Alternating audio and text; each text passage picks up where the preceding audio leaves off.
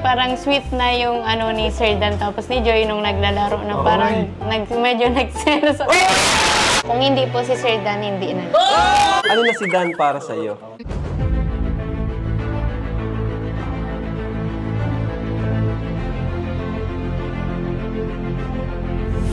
Ayun, shoutout guys. Muli, welcome to my YouTube channel. Ito po si Kuya Julay, ang inyong katugang, ang inyong kalingap na muling bumabati po sa inyo ng magandang araw, magandang gabi. Sang sulok man po tayo ng mundo naroon. At sa araw na ito, meron tayong panibagong vlog. Pag-uusapan po natin sa ngayon, yung patungkol po kay Medit, na kung saan marami pong naghihintay dahil nga po nung mga nakarang araw, nababalitaan po yung mga nagpupush po ng Danjoy. So ano ho kaya ang masasabi po dito ni Medit? Tapos bukod po dyan, dahil nga po medyo matagal-tagal na rin pong nagsasama sila ni Dan, dito po sa Tambalang Dandit, meron na kayong nararamdaman si Medit, mga kababayan natin kay Kalingap Dan. So pag-uusapan po natin yan, maya-maya ng konti. Pero bago po yun, siyempre magpapaalala muna si Kuya Julay. Baka sakaling meron pa po dito hindi nakasubscribe sa ating YouTube channel, huwag natin kalimutan, Julay Paunil. Tapos pakipindot lang po yung notification bell button para lagi po tayong updated sa aking mga video upload. So maraming salamat po sa inyo. Tapos meron din po tayong Facebook page at Julay Paunil 2.0. Pwede po natin i-follow, pwedeng i-like po at saka i-share yung mga upload po natin dyan. So maraming salamat po sa inyo. Tapos sina Kuya Bal Santos Matubang, Kalingap Rab, Ate Edna Vlog, Sir Will of Malalag at saka po si Jeffrey Sniper. Suportahan din po natin. Maraming salamat po sa inyong lahat. Ngayon, tuloy na po tayo. Pag-usapan na po natin yung patungkol po kay Medit. Dahil nga po si Kalingap Rab, nagkaroon na po ng vlog patungkol po sa kanya. At dito po sa episode na ito, marami po silang naging katanungan. At mukhang sinagot naman po ni Medit. So pag-uusapan po natin yan at gawan po natin ng maiksing reaction video yung patungkol po sa bagay na yan. Ngayon siyempre, unahin po muna natin yung part na kung saan na hindi po napasama si Kalingap Dan, mga kabayan natin. Baka naman ho masamain nung iba, bakit si Kalingap Dan wala? Samantalang nung nandun sa Palawan, parang nabanggit na dapat magkaroon na sila ng susunod na vlog. Bakit nga ba wala po si Kalingap Dan, mga kabayan natin? Biglang nagkaano si Dan? Nagkasakit? Nakasabi na ako sa'yo na kaya naman kung papakancel ko pa. So yan po, sana maliwanag yun mga kabayan natin. May sakit po si Dan, kaya hindi po siya napasama. So sakto naman ho kasi yung topic naman po ni Kalingap Rab ay patungkol po sa parang question and answer. Na sa malamang, magugustuhan po ng mga viewers. Ngayon po, puntaan na po natin yung mga highlight lang. Halimbawa, nung siya po ay tinanong ni Kalingap Rab, kung meron daw ba siyang crush sa Kalingap Boys, mga kabayan natin, ito po yung kanyang sagot. Meron ka bang crush sa K-Boys?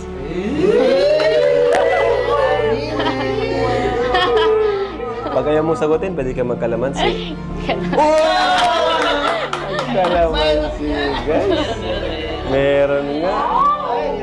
So ayan po, kalamansi po ang kanyang pinili. So ibig sabihin, kung i-analyze po natin, meron.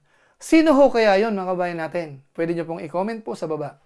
Ngayon, isunod naman po natin yung kanilang tandem po ni Kalingap Dan. Dahil kahit pa paano ho, matagal na po sila nagsasama po dito sa mga vlog po ni Kalingap Rab. Kaya ang tanong po, kung ano naman po ang nararamdaman niya kay Kalingap Dan, ito, panoorin natin. Ano na ngayon yung nararamdaman mo para kay Dan? Ano yung status niyo ba? Diba? Siyempre matagal na kayong nagkakasama sa shooting. Ano na si Dan para sa iyo? Ay. Magkakalamansi. Grabe. Sige, kalamansi. Go ahead. So yan po, ganun din, nakakalungkot mga kabayan natin. Ayaw pong sabihin ni Medit. Kaya ang pinili niya po ay kalamansi. Pero siyempre ho, kapag ka po kalamansi ang pinili, may kahulugan po yon. Kagaya po nung tanong din po kanina. Tama kayo, tama kayo. Kaso nga lang ho, wala tayong magagawa. Iyon po talaga ang naging sagot po ni Medit. Dito po sa katanungan po ni Kalingap Rab. Ngayon, idugtong pa po natin ito. Na kung saan alam ko po, ito po yung napakainit na pinag-uusapan ho ng mga nakaraang linggo. Yung patungkol po kay Joy, dahil nga po maraming nagpo-post ho dito sa Danjoy. Na kung saan alam naman po natin na si Medit nga po ay parang naka-partner na ho kay Kalingap Dan. At sa kabila po noon, si Kalingap Dan ay pilit din pong pinapartner po kay Joy. At marami hong sumusuporta. Kahit po sa mga nakaraang live stream po natin, ramdam po namin na marami ho talaga nagko-comment na parang gustong pag-partnerin si Dan at saka po si Joy. Ngayon pupuntahan na po natin kung ano po ang reaction po dito ni Medit. Ano naman, Medit, ang masasabi mo sa mga viewers o yung ilang viewers na nagpupush ng Tambalang Danjoy? Sagutin na yan. Sagutin mo yan. Bawal ang kalamansi dyan. Siyempre, di maiwasan na makabasa ka nun, di ba? At maging maapektuhan ka nun. Ano yung masasabi mo doon? Sa akin po, Kuya Rab, personally po, hindi naman po ako masyadong naapektuhan doon sa mga pinupush nila. Pero mas naapektuhan po ako, tapos mas naawa po ako doon sa mga fans namin ni Sir Dan na sobra talaga pong mahal na mahal kami at ayaw mawala ang dadit. Uy. Na nagsisiiyakan po, ganyan. Uy, So, doon po ako sobrang naapektuhan, hindi po doon sa sarili kong ano. So ayun po. Una, yung binanggit niya, parang hindi siya masyadong apektado. Kaso nga lang daw, apektado siya doon po sa mga nagiging reaction ho o kaya nararamdaman ng kanilang mga followers, mga supporters na nasasaktan, mga kababayan po natin. Pero meron pong follow-up question po dyan si Kalingap Rab. Yung tanong po ni Rab dito, diretsahan, kung siya raw po ba ay nagseselos kay Joy. Ito, panoorin po natin. Doon sa pinaplano ni Kuya Bal na parang serye, sila ang magbibida, di naman talaga love team. Anong masasabi mo doon? Okay lang naman po. Kasi ano po yun, tawag dyan, bilang ano, parang professionalism po. Hindi naman dapat gawing malaking big deal yung mga bagay na hindi naman talaga dapat. Pero nakaramdam ka ba ng kahit konting selos? Konting selos? Siyempre di maiwasan yun. Kalab team niya yun eh. Kalab team niya yun. Kalab team niya yun, siyempre. Opo, yung po, nung napanood ko po yung mga ginawa ng reels na naglalambing, ay parang sweet na yung ni Sir Dan tapos ni Joy nung naglalaro na parang medyo nagselos.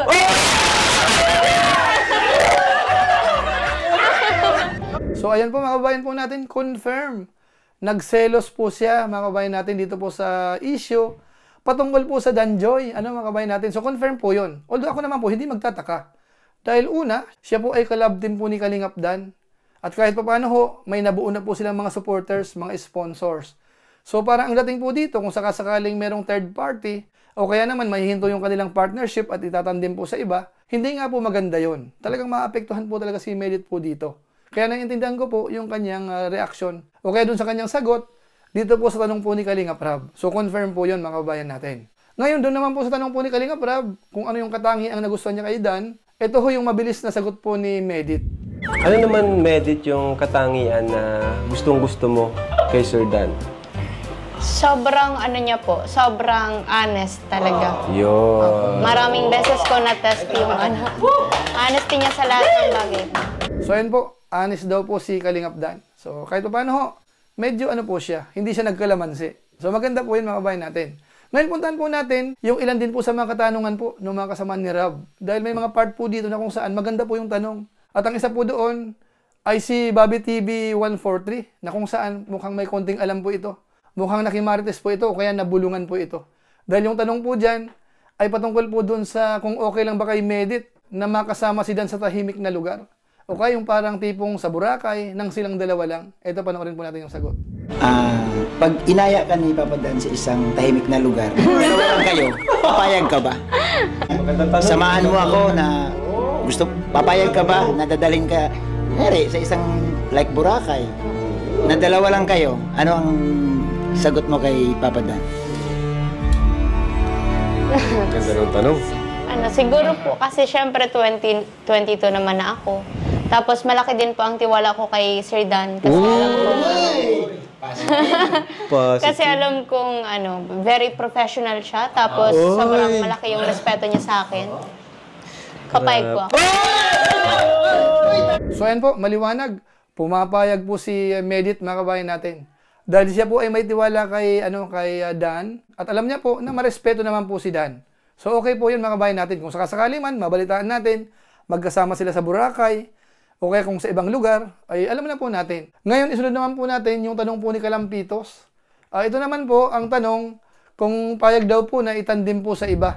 Ito, Medit, kung bibigyan ka ng pagkakataon na magkaroon ng ibang kalab team, papayag ka ba? Ang ganda ng tanong mo! Ang ganda! Ang galing ng tanong ni Kuya Renz, Kung bibigyan ka daw ng ibang kalab team, papayag ka daw ba? Siguro po hindi na. Kung hindi po si Sir Dan, hindi na. So ayan po, maliwanag po dito sagot po ni Medit na hindi na. Para sa kanya, kung hindi si Kalingap Dan ang kanyang kalab team, parang ayaw niya po. Sana all. So isa lang ba ibig sabihin nun? Alam na po yan ng mga viewers po natin. Hindi ko na po masyadong ipapaliwanag. Ngayon, puntahan naman po natin yung isa pang tanong na kung saan ay napakahalaga po nito mga kabayan natin. Isa po ito sa highlight. Kung handa raw ba siyang magpaligaw kay Kalingap Dan? Ito po ang kanyang sagot. Kung sakaling ligawan ka ni Papa Dan, handa ka na ba, Medit?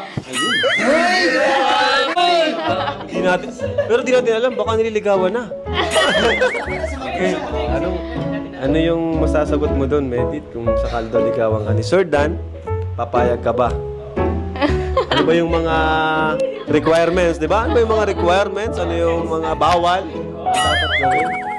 Siguro po pag nakapasok siya sa standard ko. So ayun po, medyo nagulat po ako doon mga kabayan natin.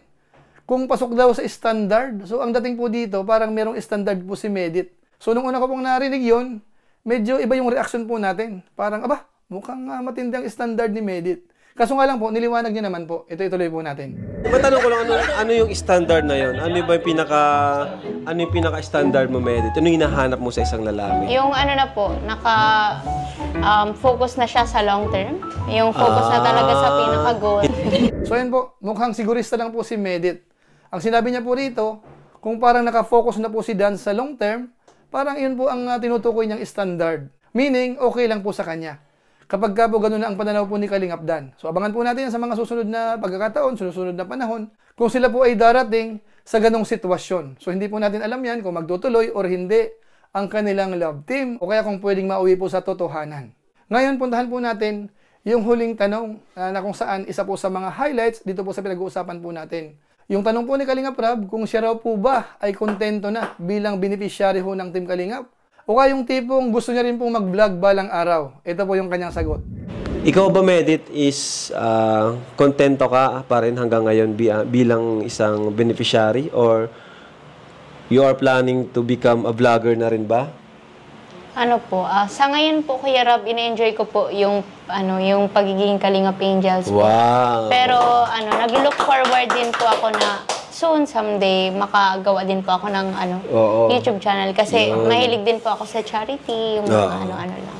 Nice. And nakita ko rin naman sa iyo yung potential mo bilang isang content creator, no? Thank Kasi you po, magaling ka Kuya naman magsalita. Kaya yun natanong ko lang din sa iyo. Pero this time, parang okay ka pa sa Kalingap Angels. So, yun. So ayun po mga kabayan po natin, maliwanag po yung sagot ni Medit. Talagang gusto niya rin pong mag-vlog in the future. Ano mga kabayan natin? Although siyempre alam naman po natin kasi si Medit ho, meron na po siyang Facebook page. Tapos na-expose na po siya sa kanilang school patungkol po sa mga parang pagbablog ang dating. Kaya hindi po tayo magtataka na darating ang araw, si Medit ho ay magiging vlogger din po yan. Ang hindi ko lang po alam kung ano po ang magiging reaksyon ng mga followers, ng mga viewers ng Team Kalingap. Pero huwag kayong mag-alala kasi hindi pa naman po sa ngayon. Sa tingin ko po, lilipas pa po yan ng ilang panahon. Lalong-lalo na po, nakalab din po sa kay Kalingap Dan. So yun lang po muna ang ating masasabi po sa ating mixing reaction video. Sa kabuuan ho dito, may mga bagay-bagay pong tanong si Kalingap Rab na hindi ho nasagot ng maayos ni Medit. So ibig sabihin ho, may kahulugan po yon. Yung nagkalamansi po siya, may kahulugan po yon. Dahil kung wala, diretsahan niya pong sasagutin. Tapos yung patungkol naman po sa issue ng Danjoy, nakita po natin dito, talagang nagsiselos po si Medit. Aminado naman po siya. Bagamat sinabi niya po, ang concern niya ay para sa mga viewers, mga followers, mga sumusuporta, mga sponsors na nagmamahal sa kanya. Pero siyempre ho, kasama na rin po doon yung pakiramdam niya. Dahil kahit po tayo naman ang lumagay sa kalagayan niya, merong kalab team, tapos ilalab team po sa iba, siyempre ho, sasama naman po ang ating loob. So doon sa part na yun, nagpakatotoo lang naman po si Medit, mga kabayan natin. Tapos yung isa naman po dito, yung parang kontento naman po sa bilang beneficiary ho ng Team Kalingap, okay po yun. Dahil alam natin, malaki rin po yung nabago sa buhay ni Medit mula po nung natulungan po siya ng Team Kalingap. Napa-viral po yan ni Kalingap Rab. Yan nga po walang iba kundi si Medit, mga kabayan po natin. Kaya sana huwag natin kalimutang pasalamatan po ang Team Kalingap sa mga ganito pong sumisikat dahil nga po napasama rin po siya sa mga Kalingap Angels. So congratulations at saka siyempre salamat po sa Team Kalingap. So siguro po sa pamamagitan po niyan, pansamantala magpapaalam po muna tayo. Pero gaya po ng dati, meron lang po muna tayong isa shout out.